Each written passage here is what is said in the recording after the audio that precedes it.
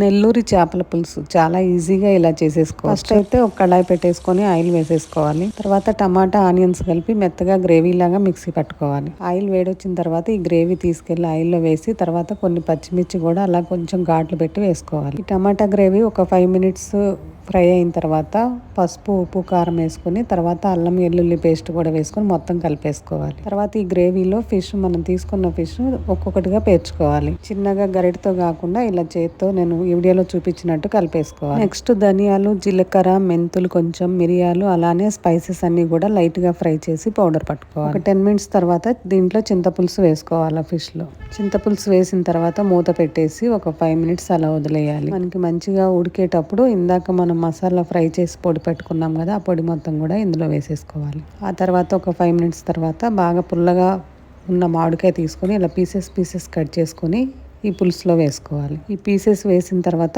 5 to 10 minutes మూత పెట్టేసి అలా వదిలేయాలి. తర్వాత కొంచెం కొత్తిమీర వేసుకుంటే సరిపోతుంది. మూత పెట్టేసి ఒక 5 మినిట్స్ అలా వదిలేసి స్టవ్ ఆఫ్ చేసి చూస్తే మనకి నెల్లూరి చేపల పులుసు రెడీ అయిపోతుంది. చాలా టేస్టీగా ఉంటుంది. చింతపులుసు కొంచెం వేసుకుంటే సరిపోతుంది, మామిడికాయ పులుపు ఉంటుంది కాబట్టి. చేపల కూరలో ఎప్పుడైనా గరిట పెట్టకుండా ఇలా చేత్తో మనం తిప్పుకుంటే ముక్క అనేది చెదిరిపోకుండా ఉంటుంది. Thank you for watching. By.